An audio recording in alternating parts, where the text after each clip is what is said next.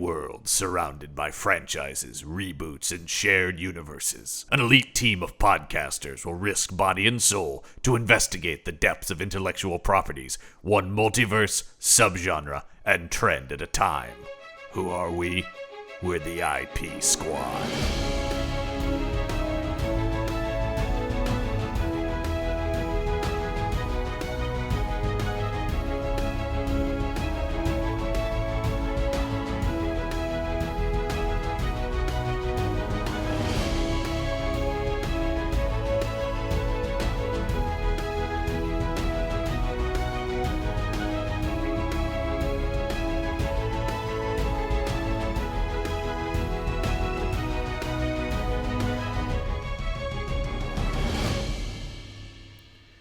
Welcome back to the IP Squad, continuing our ongoing investigation into adaptations of the work of Stephen King. I'm John Campbell. My partner for this investigation, Eliott Lewis. We are back. We had to go back into the sewer again. We did. We just can't stay out of this sewer. The sewers of Derry. This was the last time. The sewers got all... Well, nothing really bad happened to the town in the movie, but book-wise... Yes, sewers. Yeah, whole Derry, fucking destroyed. Yes, after a brief sojourn into a pet cemetery, we're back in the town of Derry for It Chapter 2 from 2019. This, of course, yes, the sequel to Andy Muschietti's It. We have Andy Muschietti back directing. Gary Dauberman is back as our screenwriter, who was one of a few credited screenwriters, but now we have like a team that's actually, continuing from that specific vision. So we've sort of thrown off the shackles of like, this was the 18th team that did an attempt to make it happen. So we're hitting the ground running with a fully, and speaking of that, I did see this thing, and I do kind of remember this press now from when this came out. That there was I don't think there's any truth to this, but there's a rumor that Bill Skarsgård wasn't going to come back as Pennywise because it was so emotionally, psychologically. I hate that shit. I know. That's in that same vein as like playing the Joker killed Heath Ledger. It's like, oh, fuck off. Yeah. And fucking Riddler man from the Batman being like, made my head so hot to play the Riddler. Paul Dano, this whole idea about Paul, come on. That whole time that I don't like these people who go like, when you just touch that kind of evil, that ethereal, and just like, oh, shut up. You're playing silly comic book or, horror movie characters, for the love of God. Because also... We were just literally before this, we were talking about, like, I think Doug Bradley's fun. Like, like a lot of these people, Robert Englund seems like a totally lovely man. Like, he loves getting into and playing just awful little guys. Yeah, I just as a brief, a buddy of mine used to be the programming director for a comic convention, and I always would ask him about the celebrities who would come through because he'd interact with everybody. And he did say Robert Englund is the one guy where you don't have to pull stories out of him. He's ever just he goes, literally, I'm walking to his car at the end of the night, and he's just going, when we were making Nightmare 3, here's the thing. It's just like... God. Yeah, and I'm like, I love it, man. He's just like, oh, what do you want to hear? Like, I'll tell you everything. Here, back when we were shooting the original V miniseries, I remember, I just go like... That's right. Yeah, lest we forget, he was a lizard man. He was a lizard alien in a human face before he was Freddy Krueger. So, but I just, I those are the people who are just like, I don't know, man, just do a silly thing.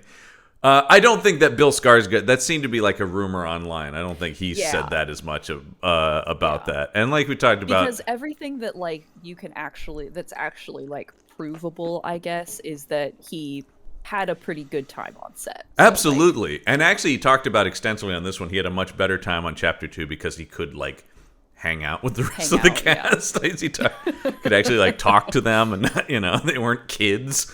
So yes, because that, of course, the lot of build up to this movie, coming off of the huge success of Chapter 1, and the big question. I mean, I remember when that first movie was starting to come out, everybody's going, who's going to play the adult versions of the kids? Of course, as we talk about the inverse of the miniseries, where they started with the adult name actors and then found kids.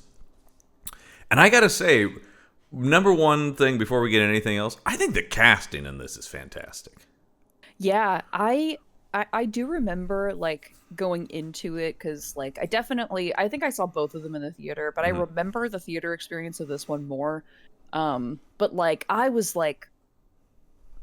and I think a lot of people were kind of worried about Bill Hader, like kind of taking him out of it, because he didn't really do this kind of thing. And I think this was before Barry too. Yes, it was right around the exact time he was starting to do that. Maybe, yeah. He was still the guy from SNL who'd done some stuff, but hadn't really. Now we know he's an incredible actor and filmmaker. But yeah, no, he wasn't at all known as a dramatic actor. Yeah. Although I will, and so yeah, no, it was perfect, honestly. Yeah. And quite frankly, James McAvoy ended up taking me out of the movie more than Bill Hader. Now it's interesting. McAvoy was certainly and it makes sense for Bill to get like a leading man, right? Like it's where you're going like, yeah, that's the most movie star. The first person that was cast was Jessica Chastain because every single it was just like the first. There's like, well, obviously you got to get Jessica Chastain to play Adult Beverly. Yeah, and even apparently she was going, yeah, I'm just waiting for that call. I have that known. But the person they really went after for Bill was Christian Bale. Apparently, they really tried to get Bale to do it, and he just was not interested. But that was apparently that would have been worse, actually. Well, it's because McAvoy is. I see what you say, but like, and I love Christian Bale. But Christian Bale will suck up the air of your movie. You know what I mean? Like this would become a Christian Bale movie starring some other people. Stephen King's It's Chapter 2 starring Christian Bale. Well, Christian Bale also strikes me as going like, no, I want to play Pennywise. I don't want to play. That's another thing too, right? At this point, probably. I mean, I'm sure that was it too, where he's just going like, Bill, that's a pretty normal guy. Wait a minute, I can't do any crazy weight loss or hair or do a weird voice. Then, jeez. Yeah, I mean, like he completely steals that last Thor movie, where he just was turned up to 11, because that's pretty much what he does these days. It's pretty rare to see him play just like a guy in anything. So makes American Psycho look like my neighbor. Yeah. The other person who tried Seth Green did really try to play adult Richie in this, having done and there was a lot of the miniseries people, and it would have been distracting though. I don't like that. Like, see, it's those people. Yeah. No, I think across the board they made really good decisions. Like I say that McAvoy's casting was distracting. Like, he was good, and like in comparison to, honestly, his performance is looking better in the rear view, knowing that Christian Bale was the first choice. That would have been I think that would have been and he pursued this because apparently he was the John Ritter of this cast, according to the thing, and McAvoy was the fanboy coming. And McAvoy's like a huge nerd. Every interview I've seen with him, people are always surprised because he's like a handsome guy. Yeah. But he's always, he's out there because, of course, he plays young Patrick Stewart, Professor X. But he's out there going, let me play young Picard while we're at it, too. I love Star. And just going like, okay. You're very good at being young Patrick Stewart. I would not suggest that because I would think you wouldn't want to do it. But if you're going to put yourself out there, you're on board. Yeah, all right. The other person who tried really hard to get in this movie was Idris Elba. Really wanted to play Mike. And I think that would have been distracting. And not that in a similar way, especially if it had been McAvoy and then it's just like, well, geez, this is just now star-studded. Yeah. Because I do think that they were... part of what I liked about the casting is McAvoy and Chastain, big names. Bill Hader, certainly, particularly if you're a comedy person. But everybody else is like solid, but not super famous. Yeah, which is a damn shame for Isaiah Mustafa. But well, yeah, he's wonderful, and he's really good in this. He's really good. And I remember when they cast him, I was like, oh, the Old Spice guy, right? Like, and then you're like, oh shit, he's great. No, he's wonderful in this. And there's another anecdote about like he was getting married and he was like, honey, we've got to I may be late to the wedding because I have to audition for this. He was like, you have no idea what this could do for the career, And apparently, according to that, his wife very supportive, which is great. Yeah. But yeah, he really was kind of the surprise to me. That and just how good Bill Hader was in it, because as you started by talking about, and there were a lot of people like, I don't know, and then pretty much everybody coming out of this movie, he was the performance where it was like, he's amazing, he's exactly what we want Richie Tozier to be like. It's crazy how good he is in this. Yeah, rewatching it last night, I was reminded of like, oh wow, Yeah, kind of hits you with that gut punch a little bit. he really does, because he still does. I mean, it really is a great performance because it still does take advantage of everything that we know Bill Hader is doing. But then underneath that, there's so much going on. And making him a stand-up comedian, which he was a stand-up in the miniseries as well. No, so the there were a couple of career changes, which I think it was just two of them really, but the two of them that did make the most sense is that so like in the book, Richie Tozier grew up to be a disc jockey, which like a really well-known disc jockey, which isn't like really a thing that happens these days unless it's like hyper local, right? That's what that's I thought that was a good change in that, because the idea of a nationwide DJ and also a thing that's very much a Stephen King thing as well, where it's like, I'm spinning rock records. No, making him like and not just he's like a comedian, but like really like a kind of a hack comedian, right? Like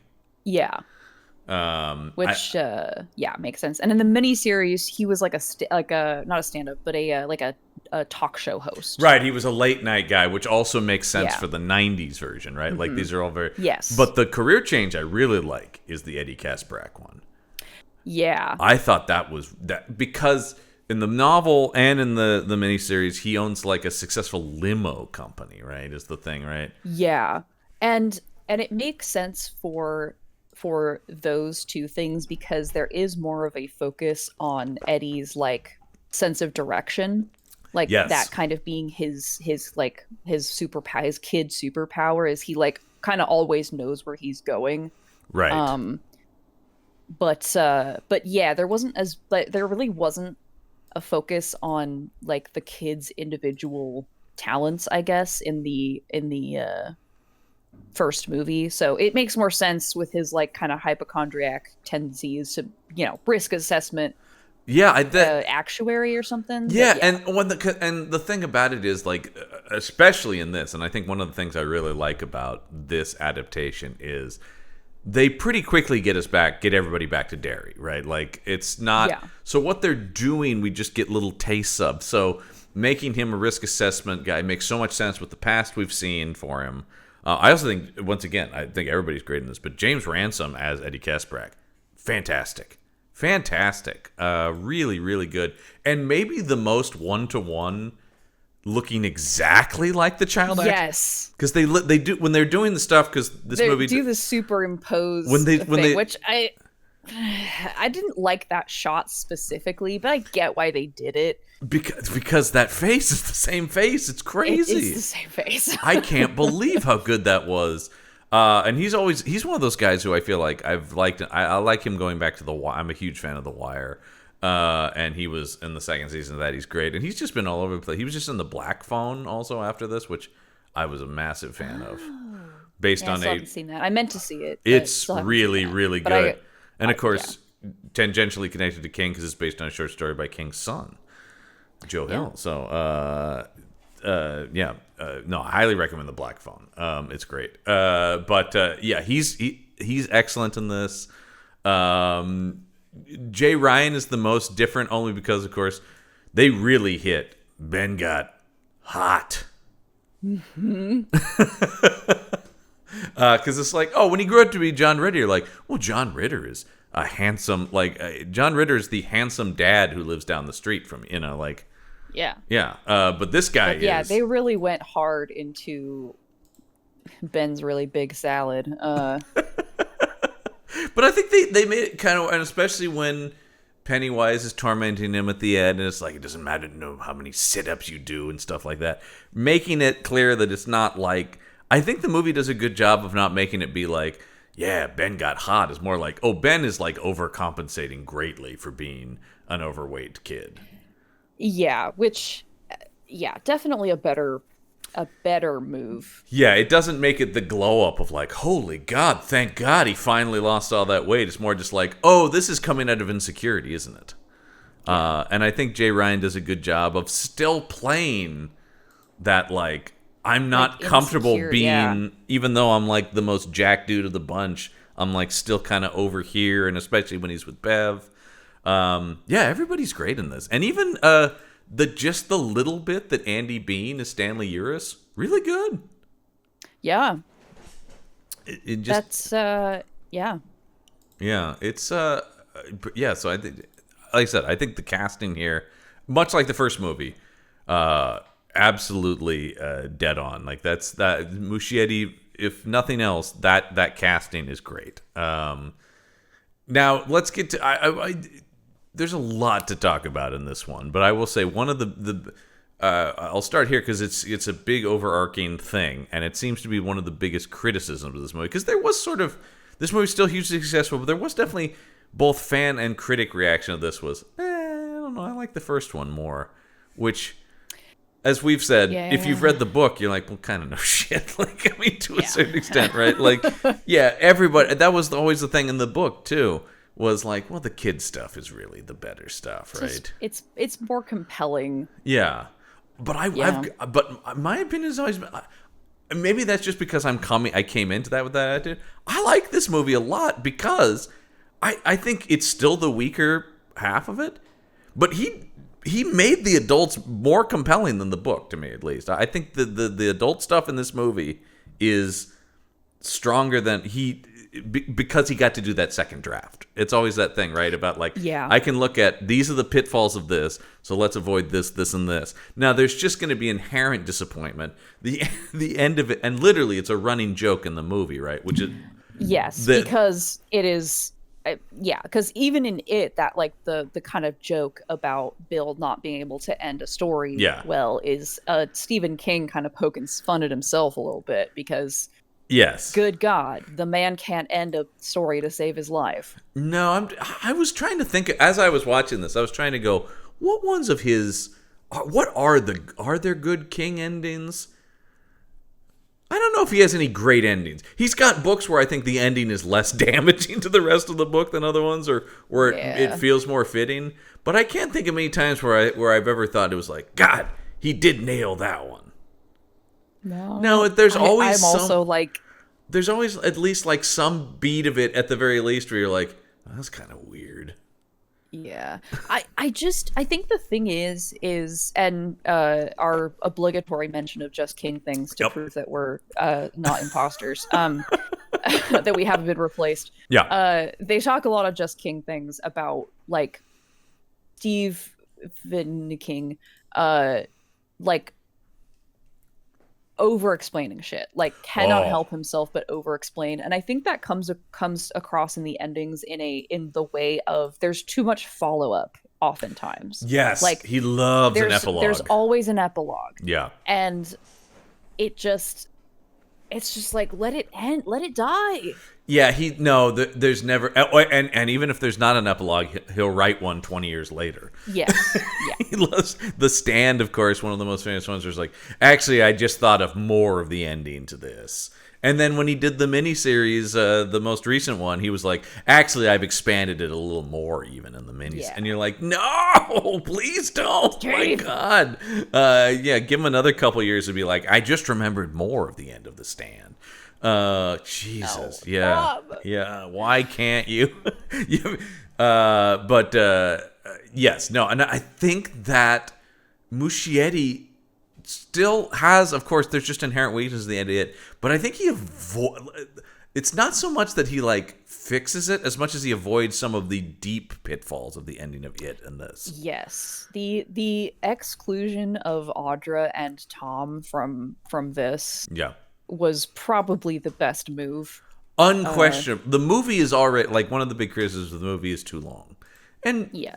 maybe it is. I don't have any, like, I wasn't watching. I saw this in the theater, and then I watched it for the first time since I saw it the first time last night. So, but watching it last night, I don't have any specific. I'd have to go through and, like, be thinking about where I would, like, get the scissors out.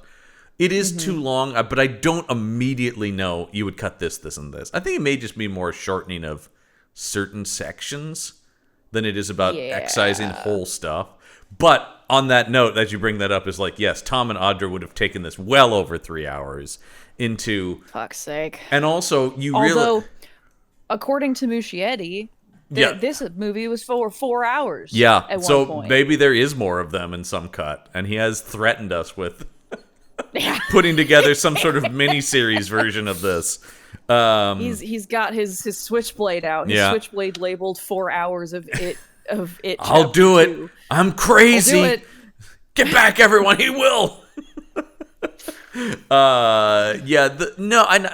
I think you do really see with the excising of those. There's one scene with Tom and Audra each, and you really do see, like, oh yeah, you don't need any more than that, because, like I said, one of the things I do think this screenplay, and credit to Dauberman too, who's the credited writer for making this, I think, much more digestible than the miniseries adaptation, where I think part 2 is a real mess.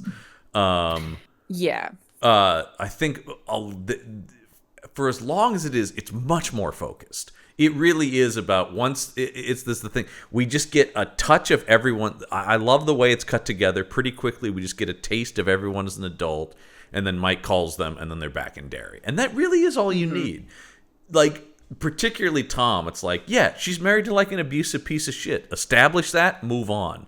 Like, I get that you want to do the thing. I also like that she beats the shit out of him, too. Like, I mean, the fight scene in the novel goes on. It went on longer than I even remembered it being when I was listening to the audiobook last year. Like, it is. I mean, right? It's Steve. Well, it's a, like, brutal, really, like, focusing on the injuries and how, the effect of the pain of the body. And it's brutal in the novel section. And it's brutal here, but very visceral and quick, which I think was... we were pretty critical of the way the miniseries portrayed it, because it turned it into real melodrama, like, I'm gonna hit you, woman, kind of like... where you're just going like, God, this is a real, like, cartoon TV depiction. This felt so visceral. And number one, I love Jessica Chastain, and I can't remember I heard someone talk about this. Is like, does she ever do anything where she's having fun? Because it does seem she's so good. Everything I see her, and she's always great, but she is so good at being horribly distressed or in a god awful situation. In a fucked up way, she is having a good time in Crimson Peak, and I love that. That's true. Oh, she's wonderful in Crimson Peak. And I will say another thing in a similar fucked up way, the movie really does let her down, though, is and I'm bummed because I know she really wanted to be in a comic book thing, is when she was in Dark Phoenix with James McAvoy, and she just sort of plays generic alien evil lady, but she's happy to be there. I was just bummed because she's not bad in it, but it's just such a nothing character. And for years she was going, I really want to be a comic book character. And you're like, oh, and this is what it ended up being? Oh, no. I'm glad that she and McAvoy went from that to... Yeah. And this is like the third or fourth movie they've done together, because I saw The Disappearance of Eleanor Rigby with the two of them, and Bill Hader, weirdly, are in like an indie drama together. Yeah. So I didn't see that. I'm not saying like it's a great movie.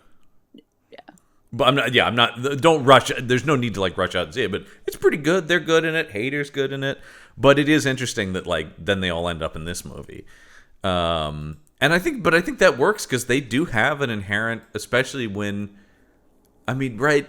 Bev and Bill are kind of a red herring romance in a certain way, or like a. Right? I mean, like it's like the novel is telling you you're supposed to think that and there is something between them, but it really is about, of course, Ben is the one who really loves her, and and that's... I mean, right, it's you know, that sort of not convoluted, but kind of convoluted, like, oh, Ben was the one who gave it to her, but Bev thinks it's Bill because Yeah. Bill's the writer and she has a crush on him. And then Bill's like, oh, no, I mean, we all love Bev because of the thing that happened in the sewer. But, Nicely but like, excised, they realize that Ben was the one who wrote it and they love each other. I really like that scene. That is the moment in the movie that drags on a bit, that I would try to find some cuts around, but I do really like when Bev and Ben are like having their kind of drowning and burying moments. Yeah. And they like, I don't know, I thought that was very, it's a little like saccharine, but I liked it. Worked on me. I think so that's the thing. That's the thing when you talk about cutting this down, is it is too long, but I'm not sure there's any specific moment that needs to go. I think it is more just like, is there just too much of a good thing? And it is interesting that apparently this is his cut down version, because it does really, and that's why I don't like hate it, because it does feel like this is more, I get the sense this is a movie of a director who just loves everything that's in the movie and is like, well, I can't cut any of that. That's good stuff. That sounds like a king problem. King seeping into. It does. Maybe Muschietti's too good for King, but no. But I do think, yes, I think that a lot of that. But what I was going to say about that is, I think that's why the casting of it really works. Not only do you have the two pretty movie stars as those characters, but they have played romantic leads against each other before. So I think if you aren't familiar with the book, you do come in the movie going, well, obviously McAvoy and Chastain are going to get together, obviously. But no, that's not what happens. But on the reverse of that, thank God we get rid of Audra and him putting Audra on his bike. Oh my God. Oh my God. I'm trying to imagine James McAvoy riding down a hill with a lady on. Yep. It's just nothing. It's nothing. By the way, Jess Wexler is the one who plays Audra in the one scene, and according to trivia, is Jessica Chastain's real life best friend. Ooh. And who I've seen in act and other stuff. So it's not just but like, yeah, it's still nice where it's like, hey, you got this one scene person. I know somebody who's pretty cool who could do this, and neither here nor there. I thought she was fine as Audra in the one scene that she's in. Yeah. And also, it very quickly shows that they have sort of a strained relationship. Yeah. And that's one thing. That's all you need. Also, being the film nerd I am, love seeing the late great Peter Bogdanovich directing the movie and just what a presence that guy always was, and just him being like, I'm gonna need a better ending. And apparently, according to the trivia, also Stephen King loved insulting Bill Denborough's lack of ending. I had so much fun doing that, Gosh.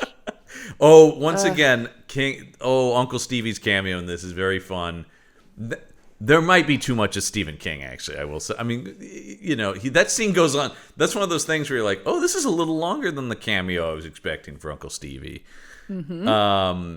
And once again, though, he's just cute. You just go like, he's so happy to be here. He's like, oh my God, I'm in a movie. This is great. I'm acting with you. This is when McAvoy and I go toe to toe.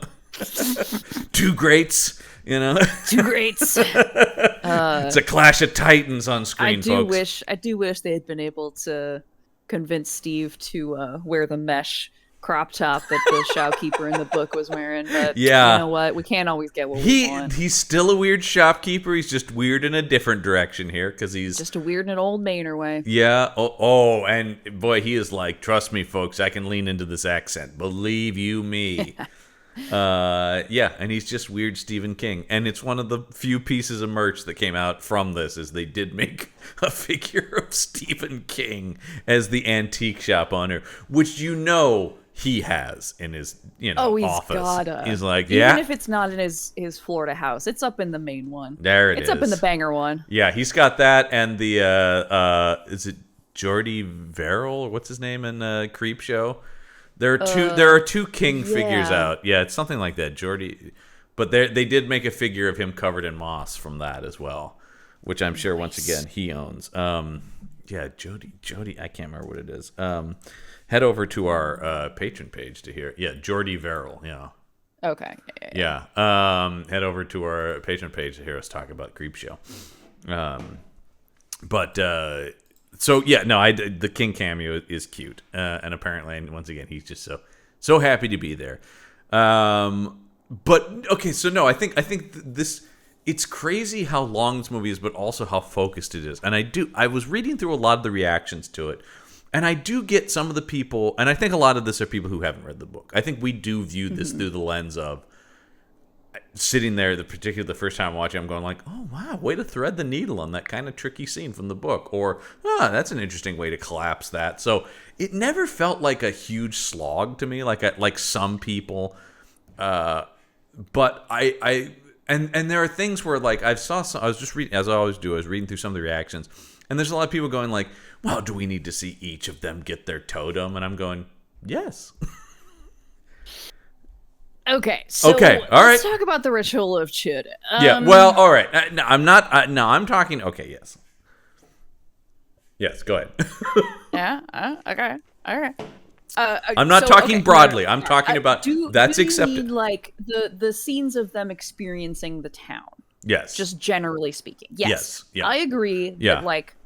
That's good to me. Yeah. The conceit for it. Oh no. I'm not talking. That's why. Okay. That's what I was saying. I'm not talking about broadly about the ritual. I'm talking about the individual scenes. I think are all good.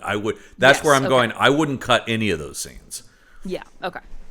No. The ritual is still baked in. And once again, I understand. Like, it's, there's still things that are, that's the thing where I'm going like, I applaud them so much for stepping over this landmine or avoiding this pitfall. But then there's some stuff that they just can't not. They're just stuck. Right? Yeah. And that is, yeah. And I remember even sitting in the theater watching and going like, oh shit, we're doing this. Okay. All right. Okay. Mm-hmm.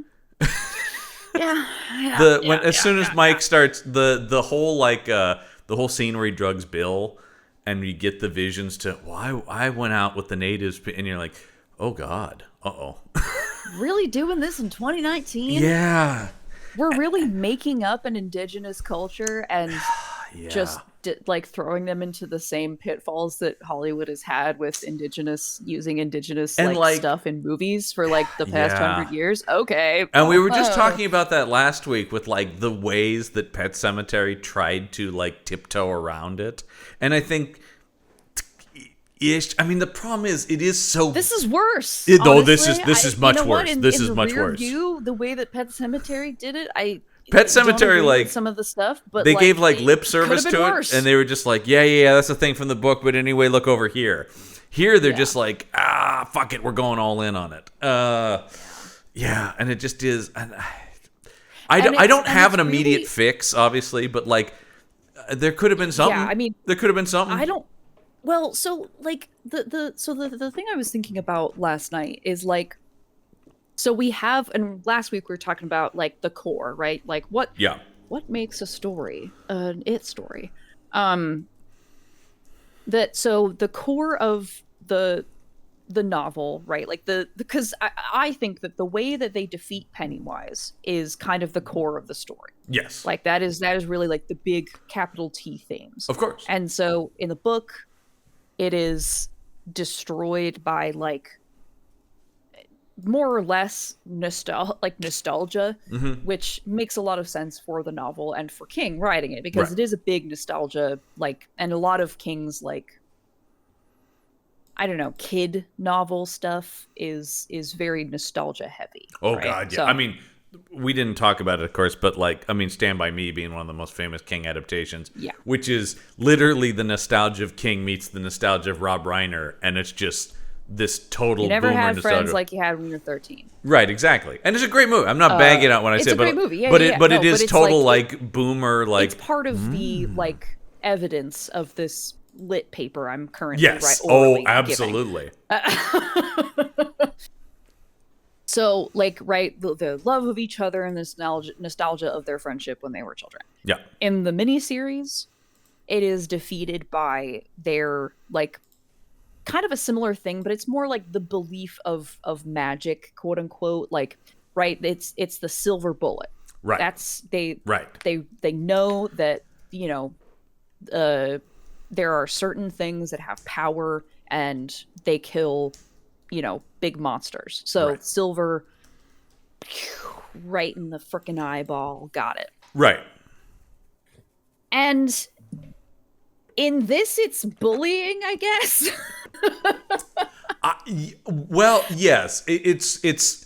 I think the point is they're turning it back around on Yes. Pennywise. Using your opponent's weapons against them. Right. You've been seasoned on our insecurities and the insecurities of this town, and now we're going it right back on you, which does lead to maybe one of cinema's greatest moments, which is Bill Hader calling Pennywise a sloppy bitch.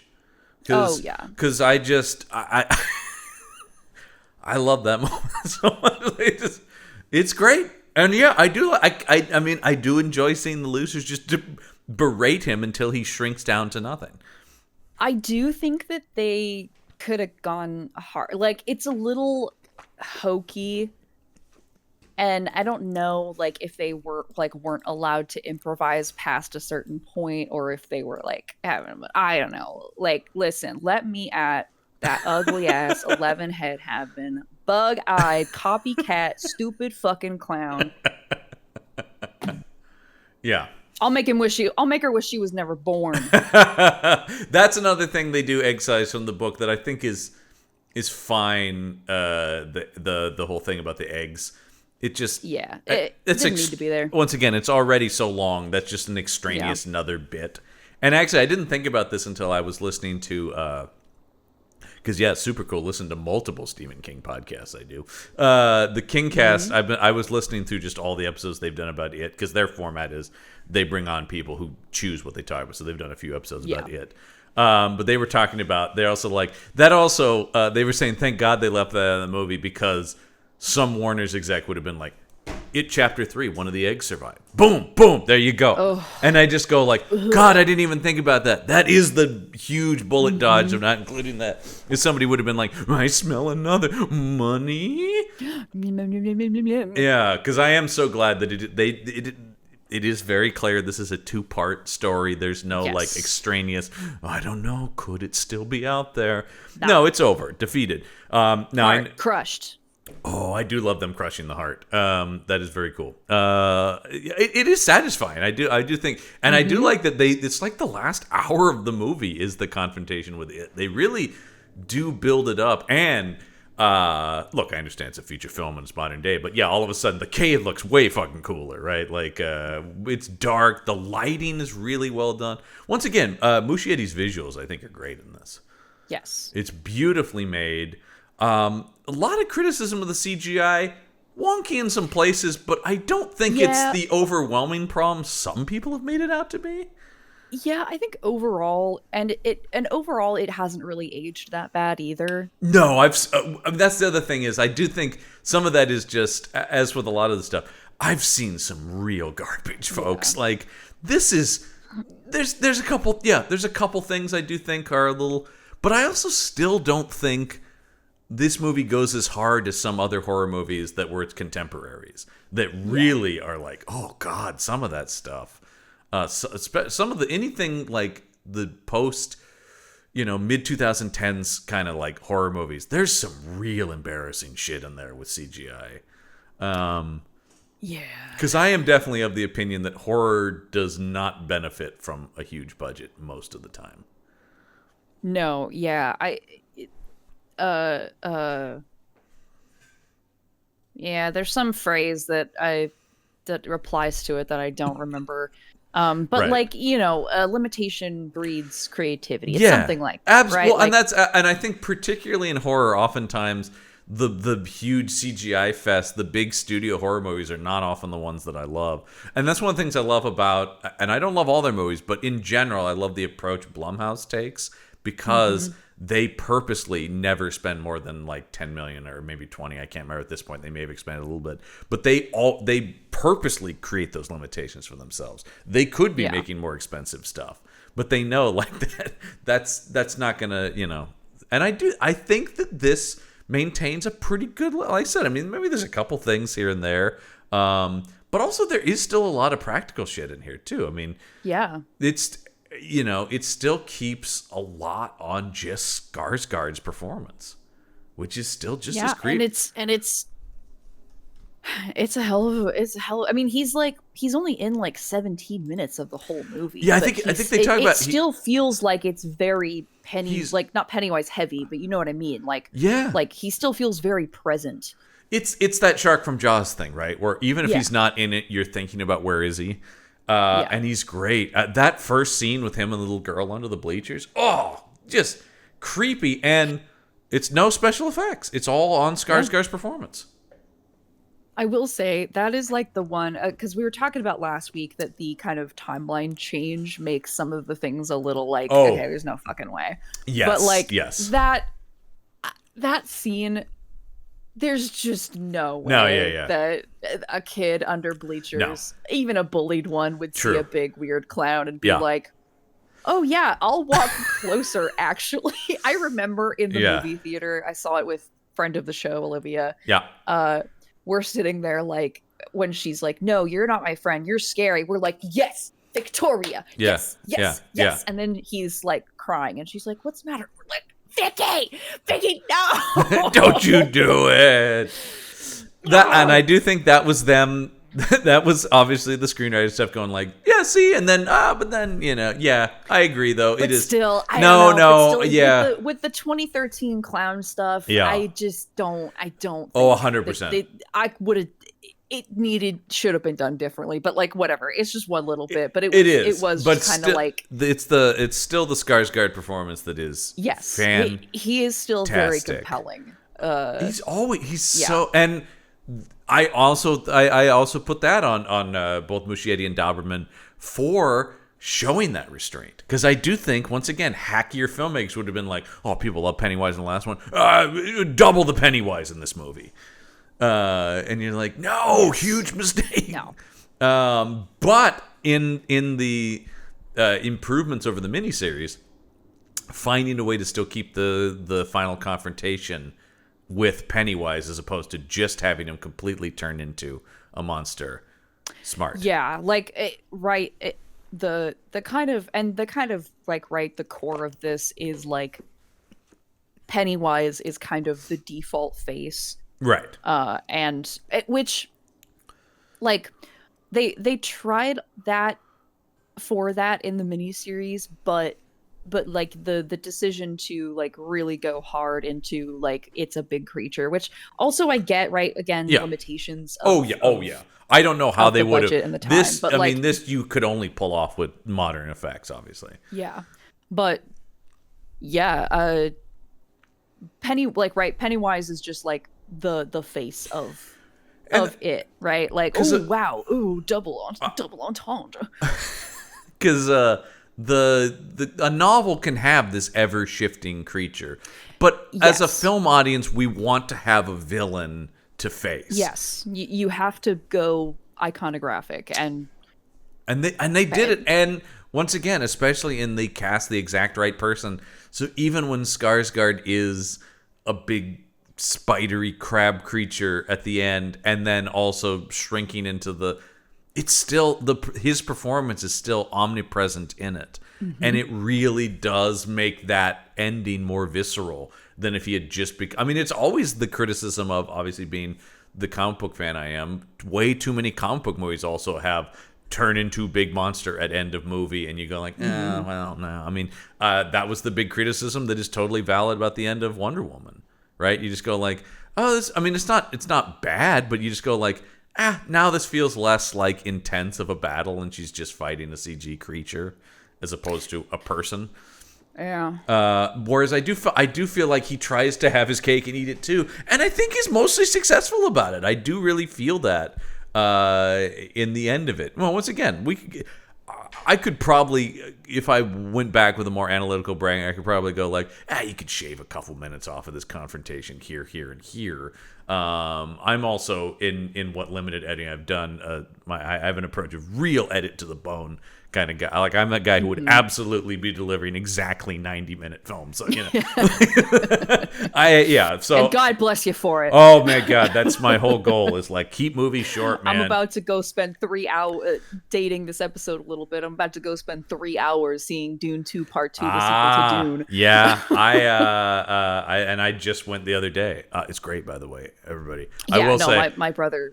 My brother called me at like 11:30 when he got out of it, and he was like, "You have to see this movie." I will say that is a rare time when I'm like, I don't know, man, that really does earn that runtime, though. It's fucking amazing. I mean, you know, you can get into here or there, but like for the most part, Jesus Christ, that thing's an epic. Anyway, I'm sure to be a future season, Mike Rigoni's going to make sure we talk about Dune adaptations at some point on here. I think that is really the thing of, and I remember thinking this at the time when it came out and people were complaining about it, is like, but you guys don't understand. It's much improved. Those of us who have been through that book, who have been through the miniseries. Anyone who's like got real nostalgia for the miniseries and is somehow going, this is like, you're just like, no, guys, come on. Even you have to admit that the end of the miniseries is terrible. Yeah, take off those rose-colored glasses. Yeah, it's like, I know you were 8 and it scared the shit out of you, and that's great. But, you know. Right? Like, you can still have those. It's okay to have those feelings still. But, like, I mean, you bring up. At some point, you have to grow up, just like the kids in it. I mean, you bring up Dune. I have a real affinity for the David Lynch Dune. But it ain't great. Well, yeah, it's like in that moment, that's what was going to happen. There's a lot of Doom things about it, but like, yes, individual pieces of it make me have a real fondness for it. But like, as a film, as an adaptation, of course, the new ones are infinitely better. You know, a lot of the stuff I like about the David Lynch Dune is stuff that has nothing to do with the books and just has to do with David Lynch. You know, it's just like, where you just go like, God, I can't believe he's spending studio money like this. This is nuts. I know. How did he trick them into doing this? I love this guy. Yeah, I know. Yeah, it is. Well, this podcast stands David Lynch. There's no question about that. Let's see. Wow. So the structure of this, which we kind of talked at the beginning, I do think I like the idea of it gets everybody together, it breaks them apart, gets them back together. I think pretty much works. And I love the other thing I think that this really does a better job of than the miniseries, and I don't know if that's acting, directing, writing, it's probably a combination of all of it. I really believe these people as friends much more so than... Yeah, fucking Richard Thomas doing tricks on his bicycle to old 50s doo-wop songs. Like, the scene of them in the Chinese restaurant is very charming. Mm-hmm. It reminds me of what feels like a million years ago now. Like, right, we would all go to movies and then hang out at Banning's afterwards. Yeah. And like that is what that reminded me of. 100%. So like, very effective. Absolutely, and they're there's also stuff because like I'm a huge Bill Hader fan, so when he's doing his Jabba impression, I'm like, I've heard this. Yep. What I love though in the script is they said in the script it was a Pacino impression, which they know he could do, but he's like, I've done that. Can I do this Jabba?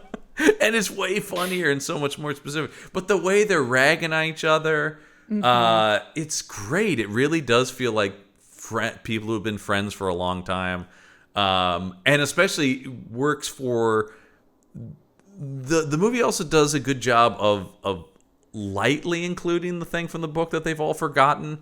I always thought that the book and the miniseries go a little hard at like, I literally have no idea what you're talking about, whereas here it's sort of more of a faded memory, and they're like, right, Mike Hanlon.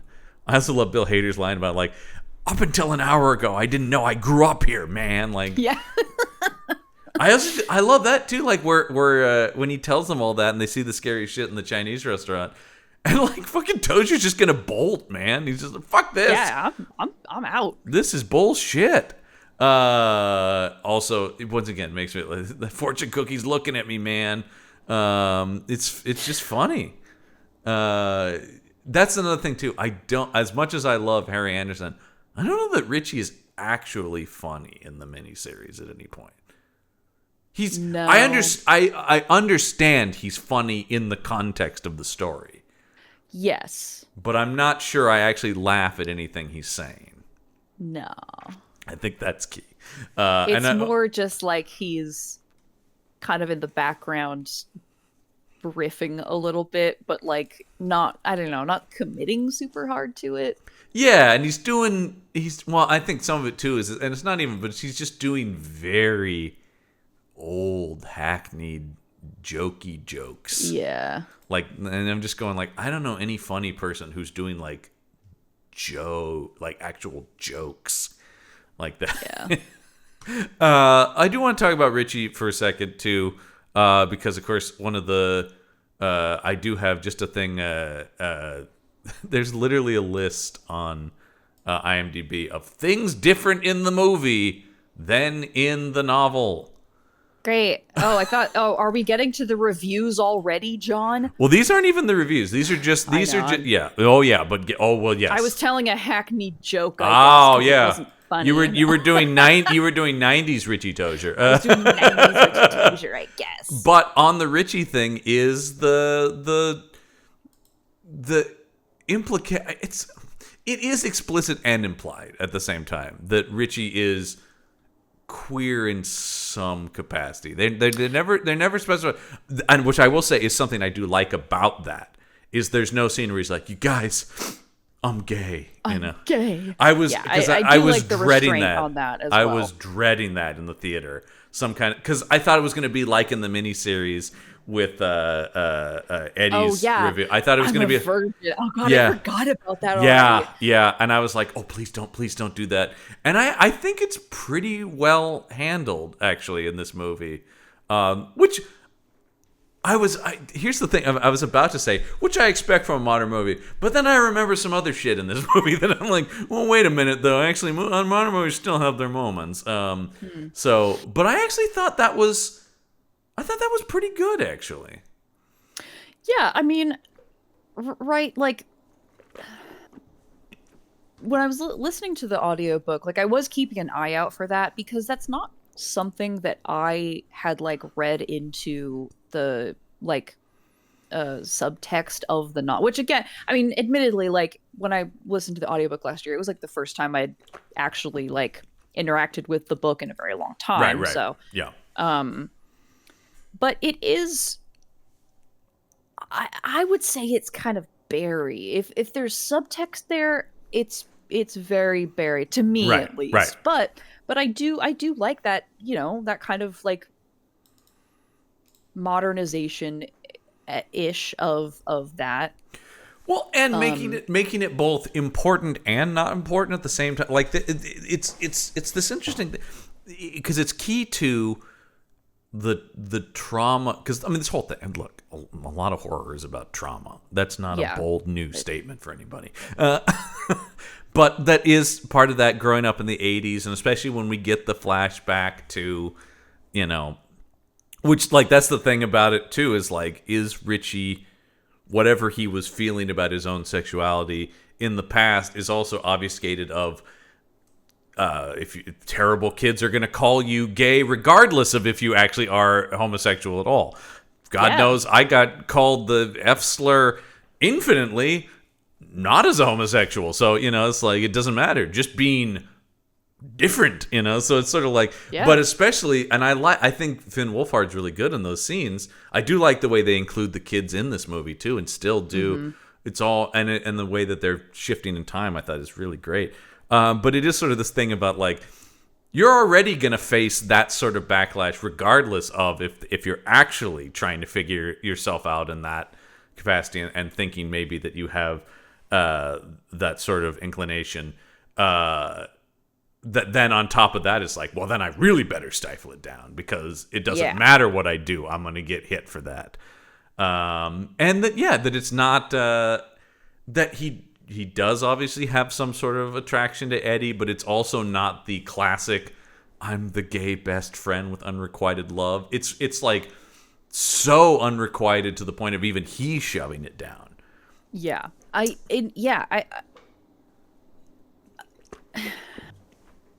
Of course, I'm as always talking completely out of my ass as somebody who's not gay, but No, like, but it I does, like, it trying feels to, like, respectful, you know. because, like, I do agree with you. Yeah. I'm just trying to figure out something to say that's not just like repeating everything you just said back to me. You know what I mean? Yes, yeah. No, and I don't, and I did, but like that's always my thing. Is like I don't know, but having seen a lot of media and seen what I've deemed horrible presentations of it, and this feels, because it is really about Richie. I think that's the key. It really is about this character's internal struggle rather than how the world is affecting his internals, rather than like.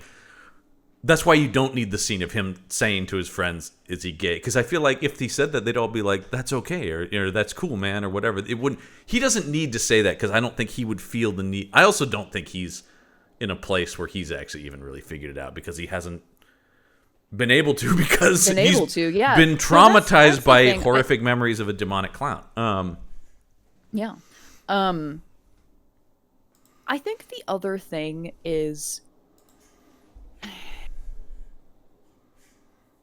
all of the kids have like a thing, very specific thing about them that gets them bullied, right? Like Eddie's a hypochondriac with a fat mom. Like, that's like right, wrong, or indifferent. That's just sort of like what he's dealing with. And well, I want to get to his wife in this too, which is fascinating that it's actually the same actress.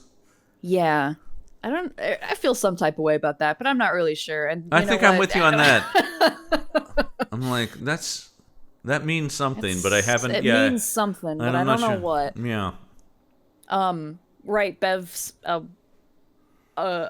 poor girl, and everyone in this one thinks that she's like sleeping around with everybody. It's kind of like a bunch of loaded stuff, but yeah. I mean, like more stuff. Right. Right, Mike's black, Stan's Jewish, Bill has a stutter. But so Richie, at least in a modern context, is just sort of like a loud kid. Yeah. Which, trash mouth Richie. I'm not saying that loud, weird kids don't get bullied. Points at self. Sure. I know that game, yeah. Yeah. But I understand both wanting to like explore some subtext that was in the book, and also like making it more of a like, this is Richie's thing that, gets him bullied, is that he's weird in the way that people like accuse him of being gay. Right. So like, yeah, I think that was not a bad move.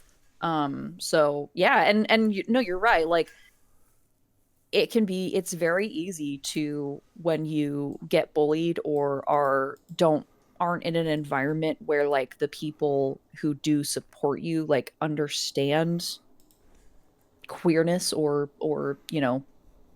feeling attraction to same gender that you are, it can be very easy to be like, okay, well, these feelings must be either like kind of on the running the gamut of these feelings must be normal, so I'm gonna just ignore it, to these feelings are super abnormal, and so I should ignore them, right?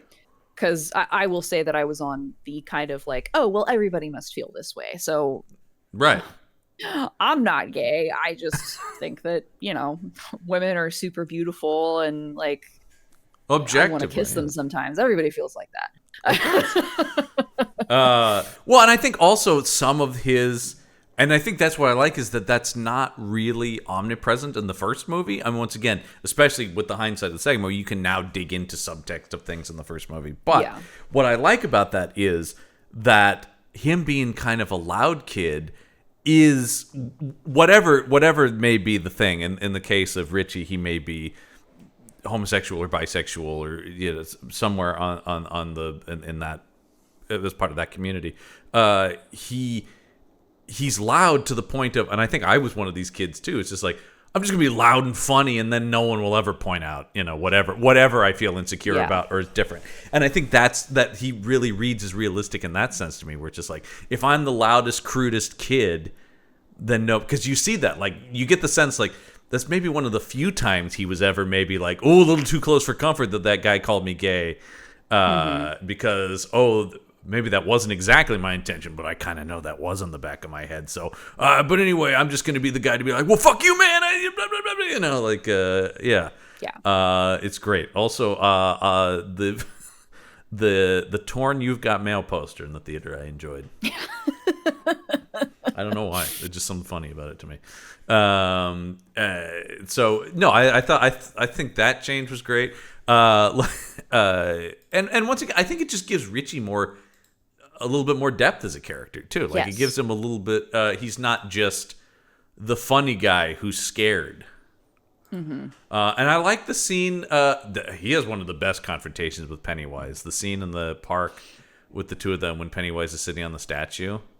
Mm-hmm. And Bill Hader is great at that. I also love another great anecdote from behind the scenes about Bill Hader asking Bill Skarsgård how'd they do that thing with your eye? He goes, this, and he just did. He's like, fuck, like, fucking hell, Jesus, you're a demon. God. Let's talk about Henry Bowers, because I just want, since I'm just now looking at differences. I'm looking at this list of differences, less individual reactionary, more just as a jumping off point.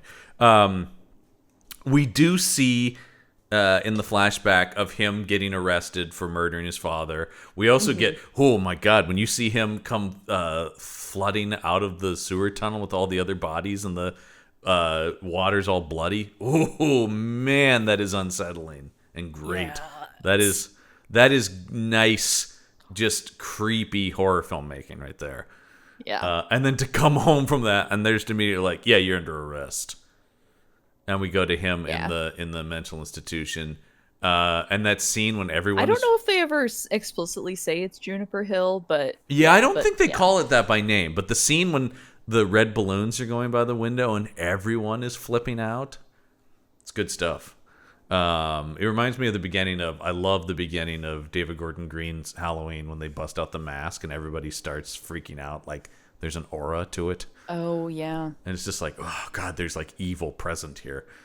But it's that same thing. I think the guy, once again, I think the guy who plays adult Henry Bowers does a great job of being, because at this point he's like completely, if not, I don't know if possessed is the right word, but basically, right? For maybe not literally, but for all intents and purposes, possessed by at least the spirit of once again, the energy of it. Yeah, like he seemed to have like such an intensely, I mean, right, like he had such an intensely like traumatic reaction to the like being flood out with the dead kids and like probably almost dying as they fell down that well. Yeah. Like, yeah. How is he alive? Yeah. Well, that like, yeah, it just. And then, I mean, he is almost, and then him, once he escapes from the institution, also him with fucking zombie Hochstetters is, driving him around. That's another great shot when he just, it's looking through the driver's window. It's just the back of Hochstetter's head. And he's like, thanks, Hochstetter. And just the turn, and he's got the mangled face. Really good stuff.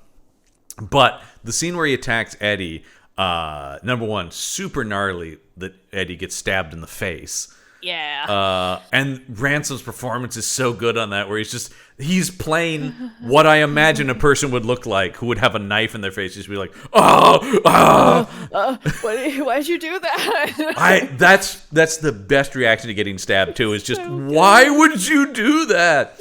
But then when he stabs him in the chest, and when they look out the window and just fucking nothing on his face, Bowers, as he pulls the knife out of his chest, and he's like, "Oh God!" He's transcended humanity at this point into whatever fucking being of evil he is. And then Richie killing him with the hatchet. That, I think, is the best change to me is having Mike like actually part of the final confrontation. Oh God, yeah. Like, yeah, that was probably the thing from. I mean, they changed that in the miniseries too, I believe. I think so. Yeah, I can't. It's Yeah. been a while, yeah.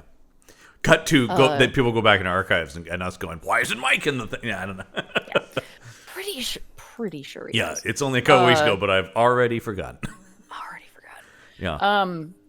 But no, yeah, that was probably like that was one of the worst parts of the book is like that's because not having all like Stan dying, sure, yeah, I guess, whatever. But like then, Mike's also not going to be there. Like, okay.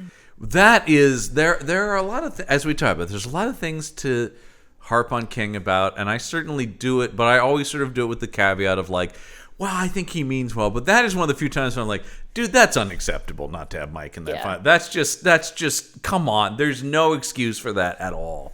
No, I think just in general, and I think a lot of it is Mustafa's performance.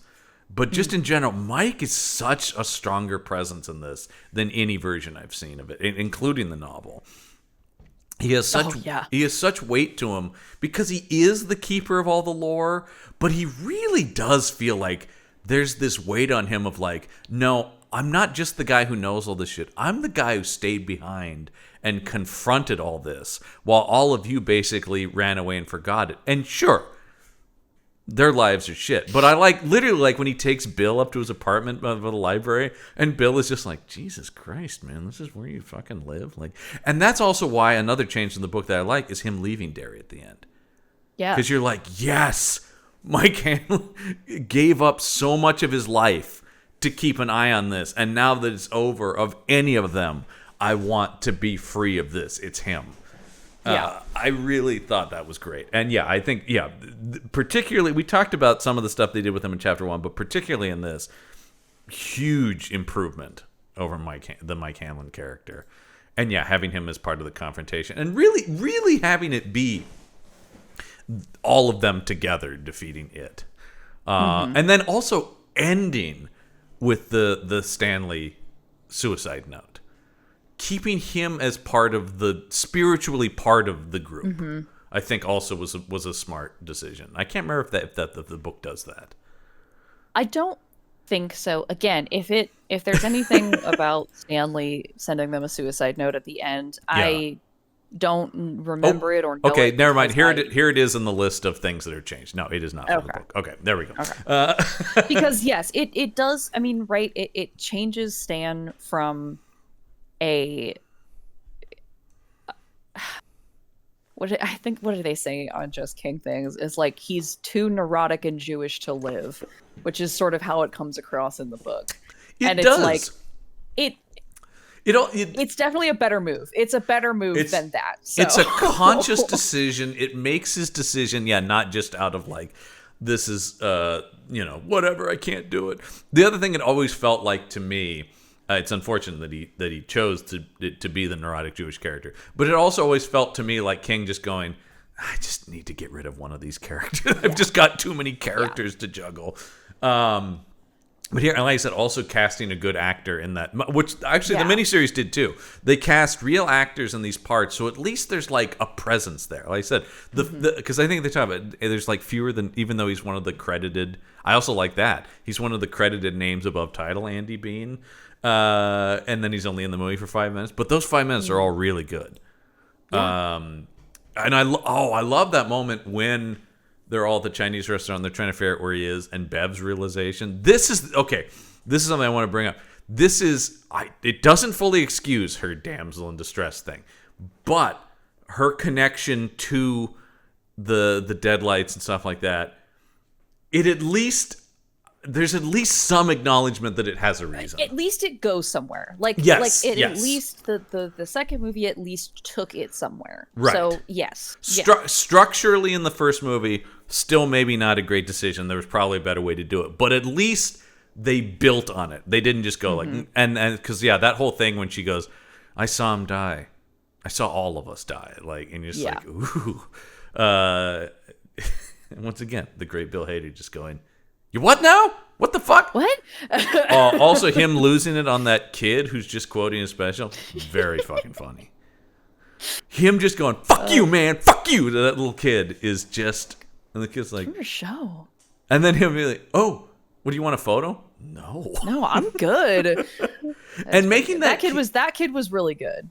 That kid was really good, and making that kid be the singular representation of the threat of it also worked. And I mean, it's on the nose, but I think McAvoy sells a lot of it too. Of like, this is my chance to save Georgie in representation or whatever. Yeah.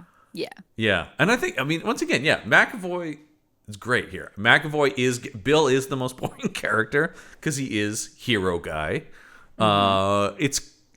It's not a waste because he's really good, but it is like, I also know how fucking great McAvoy can be and how weird of an actor he is too. Yeah. Because like, if you've seen Split and stuff like that, you're like, holy shit, this guy can do a lot. But also check out, it's a great movie, but just in general, his totally unhinged performance in Atomic Blonde. Where he's just like weird weapons dealer dude who's like, this guy's great. Yeah, fucking great. I gotta watch that movie again.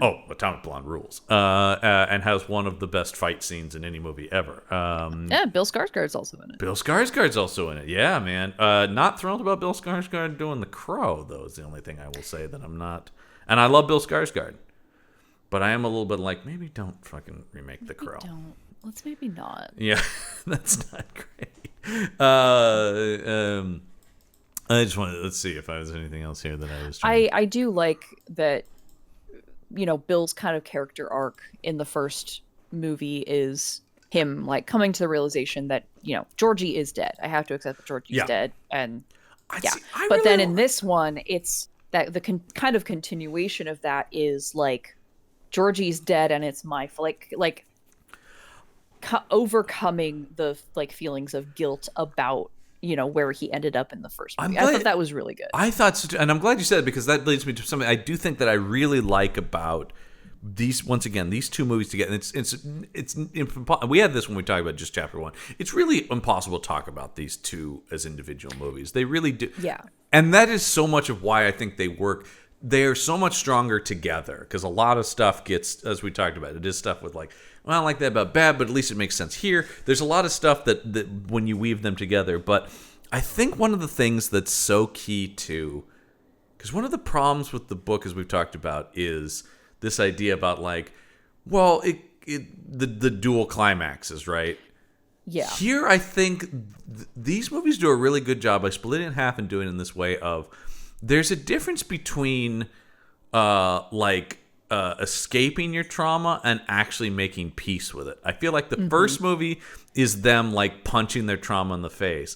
And the second one, and that's really key with Bill, is about, okay, I can't just, because the beginning of this movie is we've all just forgotten our trauma. And that's not the way to deal with it. And so I do think that's really key to the second movie. Is like, no, it's about actually facing it. It's about accepting that it's part of you. Confronting and, being able to live with it. And I think that what that does is it makes there being two separate confrontations of it actually feel different. As opposed to the book where it just feels like, well, I understand. They didn't get him the first time and they got to come. Like, it doesn't, it really... It's such an interesting thing in that way I talk about sometimes that adaptations do, which I think this is an example of that. Like I was saying earlier, it gives you that second, you can look at the thing, and in some ways, I think this is an example of this. You can kind of go deeper than the book on stuff that you're like, because King is a guy who gets lost in the weeds on a lot of stuff, and so I do feel like the makers of this movie are a little bit more like, I think what you're trying to say, Steve, is this. Yeah. It definitely gets to its own, like, the core of its own story that it's telling. Yeah. A version of the same story that it's telling. Yes, absolutely. Yeah, it's not necessarily adding anything that's not there in the book as much as it's finding a way to emphasize pieces of it that, yes, King does love his fucking details. And I love that all the weird shit, or a lot, maybe not all of it, but a lot of the weird shit of the book is here. But the movie is fine with just you not knowing what to deal with it. Like, the way it is explained is pretty vague. Like, you get the sense of, a comet landed from somewhere and this thing's here. And that's kind of all you need to, like, the movie is really good. It's actually something, once again, in the Dune adaptations that it's interesting, because I think they're very similar in a lot of ways. It's a similar thing where it's like, it's okay if people don't know the entirety of what this is. Yeah. Yeah, just because the Dune novel, and again, not to chomp Gorgoni's flavor for when he makes you do the IP Squad season about Dune. Yeah. Yeah.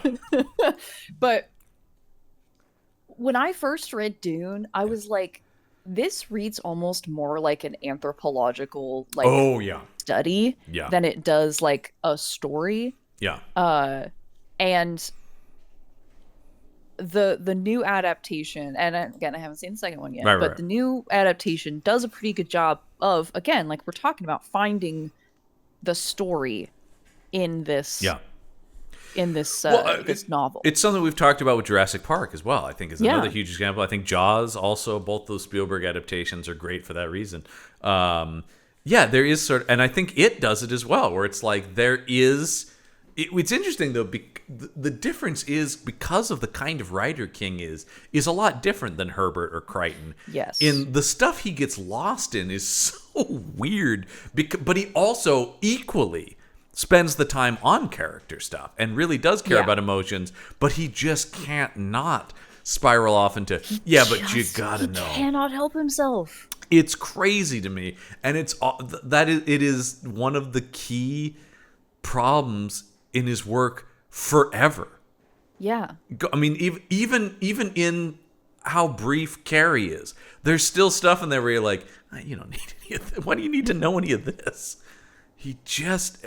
That's always the... I was saying that to somebody about these movies. I'm going, just assume any questions you have, if you read the book, there will be an answer. You never leave a Stephen King book going, now what was that? If anything, you're like, God, I wish I knew less about that. Yeah. Well, and that's something... Everything I have learned about Pennywise has been against my will. And I forgot about, listening to Kingcast talk about this. I forgot about, and of course, if it's not in this book, it's in other books. Because I forgot about, there's, Pennywise is connected to other characters in King books who are... Is it glamours? Is that what he calls them?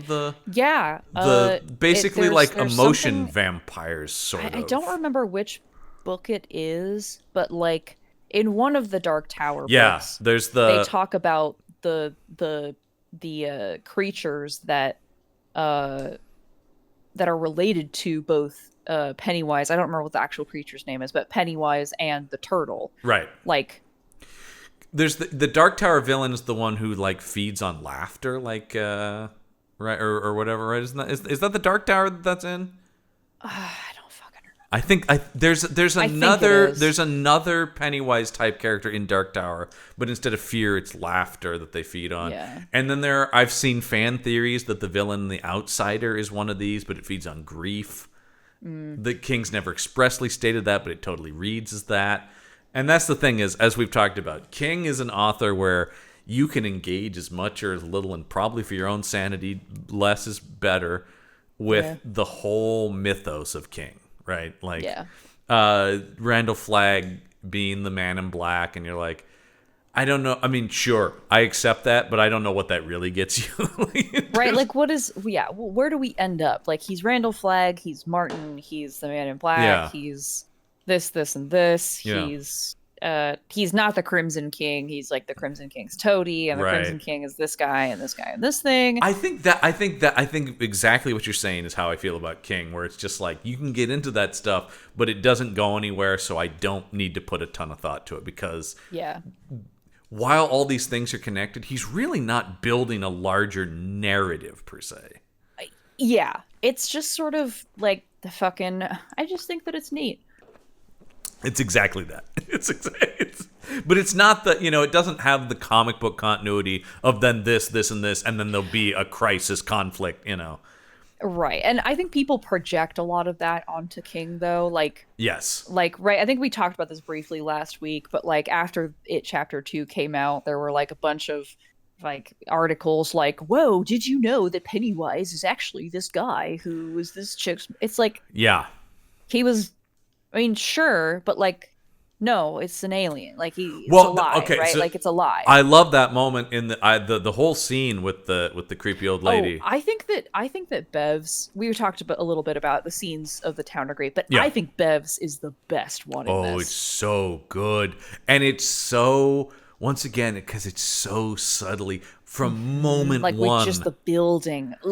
That Ugh. also, that woman is amazing. The way Mm-hmm. everything about her physicality and vocal performance, and the way that she just plays this devolution into Mm-hmm. being like, ugh, God. And then finally, yeah, that's the only thing where you get the like, my father was part of the circus, you know. Love the way she keeps saying "faja."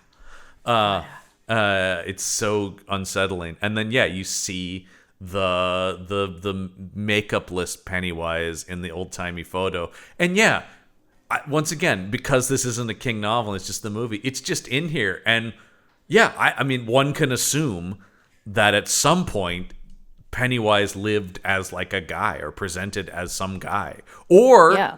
this is all Or fucking again, bullshit, you know? it's all fucking bullshit. Who knows? It doesn't matter. It's Doesn't just, matter. It's scary. it's really scary. Oh, that scene is so good. I need Jessica Chastain in more horror stuff because I know, right? she is so good at playing that emotional trauma in those dramas. But that applied to horror because we briefly talked about Mama, which Muschietti also directed.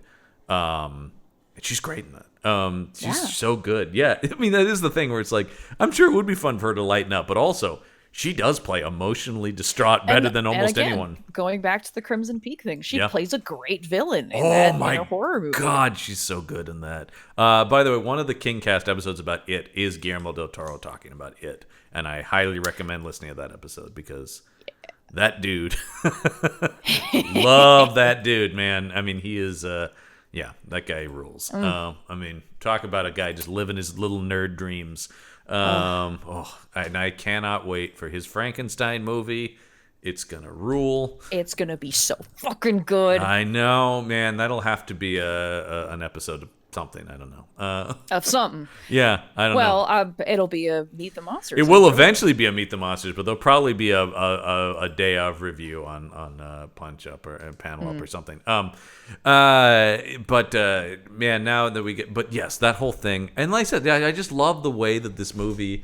It's all there. Like that's the thing. It does answer those people who are going, "Where's this? Where's that?" It's there, man. It's just we're not going to sacrifice the rest of the movie to like go. Okay, here's what you got to know about the Deadlights. You know, it's like Yeah. because I right, like there is a part of me that's like I would love to try to make the macroverse thing happen. yeah, I just I don't think it could. Like I don't think it could ever work. But like I don't know. I just want to see Bill talking to a big turtle in his mind. I don't know. well, it's one of those things, and I talk about this a lot, and this is very much true about comic book adaptations too. It's like I do and I don't, right? Like there's a part of Right, it's like exactly. I do Like- right up until I see it, and then I go, ooh, no, actually, I don't need to see this. Yeah, it's always such a weird thing. The final thing here that I do like that they talk about is different in the book is the losers retaining their memories. Yeah, I think that that's good too. I think Yeah. that the kind of like cycle of them like losing their memories both at after both climaxes, like again, it's a thing that I think works better in the book, but Well, because it it's makes very more sense conceptual, right? Like yes, right, it is, yeah. Like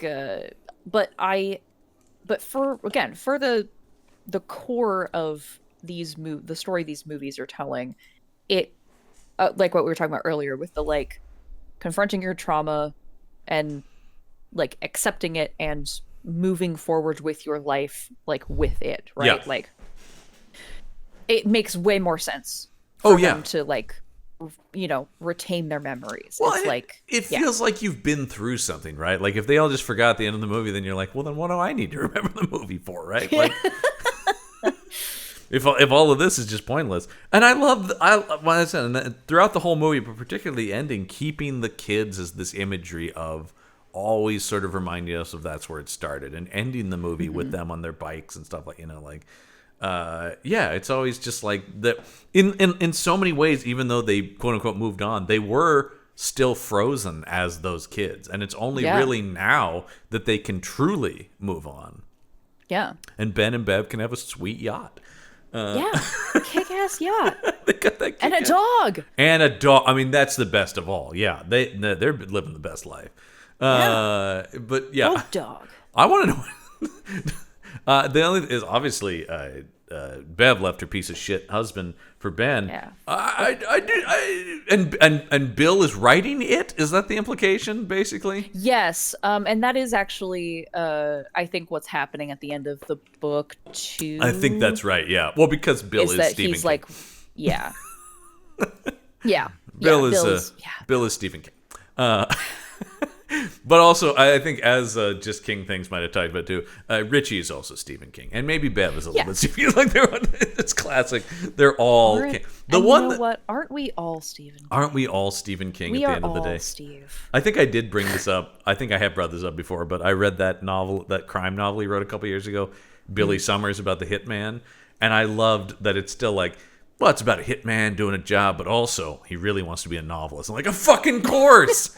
Fucking course he does. Stephen King can't write a book about an assassin who doesn't have dreams of being a writer. Come on. He's literally going like, I've got to wait for this target to show up. Thank God that's time to work on my novels. Oh, Steve. Good Lord. Oh, man. How else would I relate to this guy?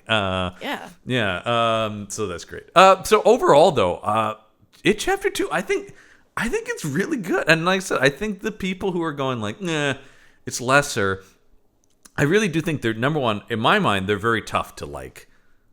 Even though they're purposely separated and have different actors in them, they really do flow together, and they're each made stronger by the other, which is any good sequel should be doing. So I'm firmly a thumbs up on It Chapter 2. Yeah, don't sue us, Estate of Roger Ebert, for that statement I just made. I think they still own the rights to Thumbs Up. There's no way. There's no way. At least when he was alive, he did have I don't know about now, but for a while he did actually have, you could not say thumbs up without paying Roger Ebert. At least in like a professional setting, of course. Oh, okay. Yeah, like in a review, like if you're giving nobody else could give thumbs up. Yeah. Yeah. I was like, well, then I owe Roger Ebert a lot of money. Don't tell anyone. No other critic could use thumbs up. Yeah. Oh wow. Yeah. Matcom, we use thumbs up is like a running joke. You guys are in trouble. What's this? Yeah. I think too much is made. The other big criticism, and it may come up in the reviews I read here, not scary enough. Yeah, that's actually, I think, well, yeah, no, I wouldn't agree with that. I think there's a lot more gross out moments in this that I am a little like, about. But what is it? This set a record for the most amount of fake blood used by any movie or something like that. Some crazy, some crazy thing like that. And Stephen King was on Twitter going like, "That's right, folks. The movie based on my book set the record." You know. Yeah, that's a very Stephen King thing to be super, super proud of. Yeah. All the blood, folks. I'm gonna scare the hell out of you. Oh my God. That may be the greatest film trailer in history. I love it. Hi, I'm Stephen King. And I love it. You just go, scare the hell out of you. And that's a promise. I love that. That's a promise. Yeah. Fully coked up maniac Stephen King telling you he's going to scare the... he was writing it during that. He was writing it. That is so crazy always to think about, that he's writing it while making Maximum Overdrive. Oh, good Lord. I don't think I could describe a person better by a set of events. No, that's true. That is the full encapsulation of that man. Absolutely. That is all sides of him in one moment. Coked up maniac, Stephen King. Yeah. So I think the not scary thing. I also just think like, this is also just it's a more mature movie it's literally about older characters, of course, and it's about like looking back on stuff. So yeah, it is more about emotional trauma. Maybe there are less viscerally terrifying moments in it. But those are always the people that drive me insane as horror fans, when it's like, but where are the scares? There's no idea that like a horror story could have value beyond just viscerally scaring you. Drives me up the wall. Yeah. It's like, go read House of Leaves and learn something. Yeah, it's like a lot of the greatest horror stuff is just like, ooh, this is unsettling. Yeah. It's not. Go read Shirley Jackson. Well, and learn something. Absolutely. That's the thing. It is sort of like, you guys are not used to like when I mean, I'm sure something like Crimson Peak probably is boring to a lot of horror fans, right? Because it is like, I don't understand. Like, it's great. Yeah, it's great. And I've actually heard that. I guess on that point, I have heard that criticism about some of Del Toro's movies. This isn't scary, just sad. And I'm like, a lot of horror is that. I mean, like The Devil's Backbone. We did Kronos over on Meet the Monsters a couple weeks ago. What a great movie that is. Yeah, and for our listeners who can't see me, I'm gesticulating wildly about this nonsense. It's insane to me. Like I said, yes. And the other thing I do think there is, unfortunately, there has been an increase into amount of jump scares equals level of horror, which I just... absolute donkey pissed. That's not scares. Those are startles. That's a different thing. It's very... Anybody can do that. I can easily just put a loud sound on the thing. So it's... I matched with a guy on Tinder once. He asked me for horror, like short story recommendations, and I told him to read The Lottery by Shirley Jackson, and he never messaged me again. So, you know what? Bullet dodged, I say for you. Yeah, yeah, huge bullet dodge on that one. Because good lord, nothing scary in here. Nobody got their head cut off or nothing. All right. Let's talk about... Well, first off, what did Uncle Stevie think? Not anything super interesting about this, simply because we talked about how much he loved Chapter 1, and basically the only quote I could find from him is just a tweet where he goes, "Saw it, Chapter 2. It's terrific." Yeah. I mean, he was in it. I feel like... He's been so complimentary of these movies. He really loves the It movies. Yeah, I think he's... And as he should, like talking about, in some ways, they improve on some of his stuff. All right. Let's look at some IMDb reviews here for a segment called... I was trying to look at some of the trivia. Oh my god, the trivia list on it, Chapter 2 is just the most banal, absolutely boring stuff. Oh god, trivia. Yeah. I saw some of the previews of the reviews. I'll start deeper because I didn't want to like maybe see the one you were gonna push, but like run away from the theater. Yeah. Okay. Great. Yeah. Can't wait for this. Well, I will say there are like a lot of... There seem to be two real camps on this, right? There are the people who fucking hate it, and then there are the people who hate the people who hate it, right? Like, just, and like, so there are a lot of reviews. I love it. There are ones that are like, I love that, like, I won't read them because they're very short, but it is just stuff like where people go like, if you didn't like this movie, then go and jump in Pennywise's mouth already. And it's pretty rare I'm in either camp on that kind of movie where it's like, either... I've talked about this across every podcast I've been on, right? The internet has just destroyed discussion of any kind of art because everything has to be a masterpiece or complete garbage fire. And the lack of nuance is a very... And the vast majority of... discussion online. The vast majority of any works I consume are neither of those things ever. Yeah. So it's just like, yeah, anyway. Okay, well, let's see here. All right, I'll read a positive one first. This is from Aiden Rates Movies. Hi, Aiden. What you got, 80? It's the review is titled "An Unforgettable Horror Epic (as promised)." It Chapter 2 is an outstanding epic of horror and is truly a one-of-a-kind sequel. My expectations for the film were high, considering I love the first one, I'm a huge fan of the original novel, and I'm glad to say they were met. The story was handled almost perfectly in this adaptation and brought a smile to my face nearly the whole running time, which is surprisingly almost 3 hours long. Many may be affected by the runtime, but I found it appropriate considering the depths of the story they delve into with each individual character, and pleased to see most of the routes they took to get there. The beginning of the film, where they summarize what the adults have been up to, I will admit is a bit choppy. Oh wow, see, that's actually something I liked about the movie, though, is that they don't overindulge spending too much time. You just get a little taste of everybody's life. Anyway, but rightfully so. Okay, all right, Aiden. As it is probably the least important part of the film. All right, never mind. I'll save my comments for later, Aiden. Most likely the beginning was as edited as they could make it, as the filmmakers are probably trying to shorten the runtime. We know that's the case. As best they can, especially considering the film is so long already in the first place. Still, despite a long runtime, I would have much rather had a better conceived beginning. Oh, wow, this guy's all over the place.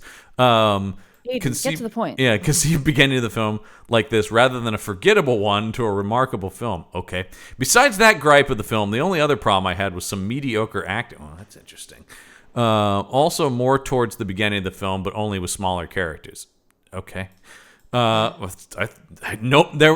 will just say there. I don't know who this person is referring to. There was not even in a side role, anybody that I thought was like, this guy's kind of weak or anything like that, So, I don't know. I would be curious to hear more about that. Anyway, as for the things I liked about it, I found the film easily well crafted. The balance between the adult characters and the bits we see from the kids were handled oh so well. And all performances were, needless to say, brilliant. The casting for the grown-up losers is brilliant as well, with Bill Hader, James McAvoy, Isaiah Mustafa, and needless to say, Bill Skarsgård. Oh, interesting not to include Jessica Chastain. And needless to say, Bill Skarsgård returns Pennywise the Clown, being the standouts for me.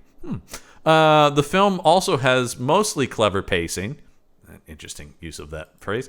And it's surprisingly funny, interesting, and downright creepy. It is easily a film that will. It's not a great writer, I'll just say this about Aiden. It is easily a film that will not easily be forgotten, with excellent direction, executed atmosphere, fantastic visuals, and some obvious but well-appreciated nostalgia. It would be hard to pass another series of Stephen King books, or even a single book, as his best adaptation after these two. 10 out of 10 stars. Okay. Could have been better written, but I agree with the broad strokes of that. Could have been brief. Could have had a shorter runtime on the review. Yeah. Somebody else could have used some editing on this, I guess. Here's somebody with the exact opposite opinion. This comes to us from IMDb user Psychedelics. That's with an X. Psychedelics. And it's so interesting that both of these people are clearly fans of the book, because Psychedelics titles their review, "How could they get it so wrong?" ? Gutted, period. Gutted. Anyone who's read the book will find this an abomination. Anyone expecting a horror film, it isn't. I enjoyed the first. It had suspense. Pennywise had his dark, crazy moments, just the way he would stare for a second or two had a creepy factor. By the way, agreed, and something Bill Skarsgård does in this one as well. I like the moments where he just sort of freezes. This has nothing, all caps.